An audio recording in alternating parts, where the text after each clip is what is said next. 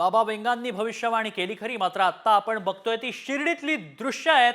शिर्डीमध्ये भाविकांची अलोट गर्दी पाहायला मिळते। नववर्षाचं एकीकडे स्वागत केलं जातंय आणि दुसरीकडे देवदर्शन देखील तितक्याच मोठ्या प्रमाणात सध्या सुरू असल्याचं पाहायला मिळतंय। शिर्डीमध्ये भाविकांची अलोट गर्दी पाहायला मिळते।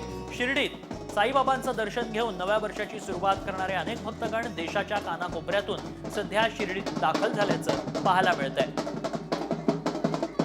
ढोल ताशांच्या गजरात नववर्षाचं उत्साहात स्वागत केलं जात आहे। शिर्डीत त्यासाठी भाविकांनी गर्दी केल्याचं दिसतंय। द्वारकामाई चावडी मंदिर परिसरात सध्या उत्साहाचं वातावरण आहे। नववर्षाच्या स्वागताचं